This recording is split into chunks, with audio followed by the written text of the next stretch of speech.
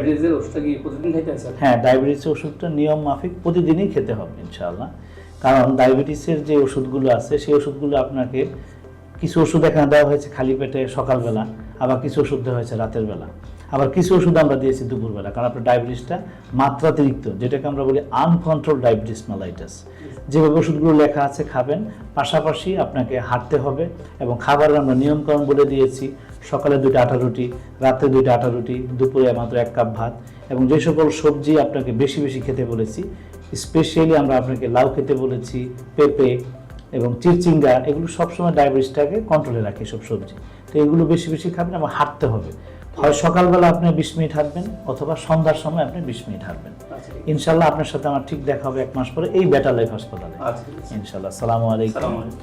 আজ বিশ্ব ডায়াবেটিস দিবস, আজ 14ই নভেম্বর।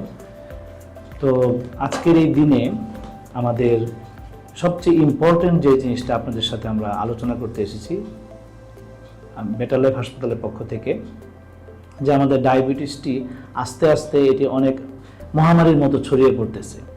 সুতরাং এটাকে মহামারী না ভেবে এটাকে খুব সিম্পলভাবেই এটাকে প্রতিরোধ করা সম্ভব। শুধু একটু আপনার সচেতনতা আপনাকে ডায়াবেটিস থেকে খুব সুন্দরভাবে মুক্ত করতে পারবে। সুতরাং এই সুন্দরভাবে বুঝতে গেলে আপনাকে অবশ্যই একজন চিকিৎসকের শরণাপন্ন হতে হবে। তাই আমরা আপনাদের কাছে সুন্দর করে ব্যাখ্যা দিতে চাই খুব সহজ ভাষায়। ডায়াবেটিস এটা যে শুধু ঘরে ঘরে হচ্ছে তা না, এটা এখন বিশ্বব্যাপী ছড়িয়ে গিয়েছে। সুতরাং প্রতিদিনই দেখা যাচ্ছে ডায়াবেটিস প্রাপ্তবয়স্ক 11 জনের মধ্যে 1 জন মারা যাচ্ছে। সুতরাং এটা অনেক একটা সিভিয়ার পর্যায়ে চলে যাচ্ছে। তাই খুব সহজেই ডায়াবেটিসটাকে প্রতিরোধ করা যায় ছোট ছোট কিছু নিয়মকানুনের মাধ্যমে। যেমন আপনাকে দৈনিক 20 মিনিট হাঁটার জন্য একটা সময় বের করে রাখতে হবে, এবং অবশ্যই নিয়ম মাফিকভাবে, যেটাকে আমরা ডিসিপ্লিন লাইফ বলি, আপনাকে খাবার গ্রহণ করতে হবে। সেই খাবারের মধ্যে অবশ্যই শর্করার পরিমাণটা, কারণ আমাদের ডায়াবেটিস মানে হলো রক্তের শর্করা অথবা গ্লুকোজের পরিমাণটা বেড়ে যায়।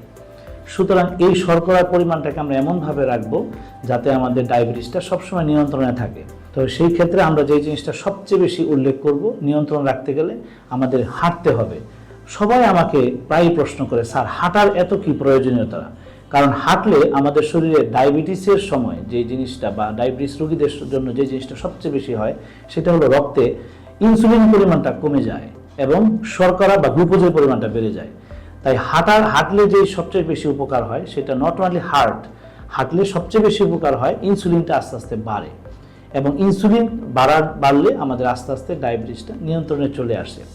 এবং এছাড়া আরও অনেক কিছু পদক্ষেপ নিতে হয়, যেমন খাবারের একটা চার্ট থাকতে হবে সুন্দর আপনার জীবনে, এবং আপনি স্পেশালি খাদ্যাভ্যাসটা কী কী পরিবর্তন আসবে বা কী কী, সেটা আপনাকে একজন ডায়াবেটোলজিস্টের শরণাপন্ন আপনাকে হতে হবে।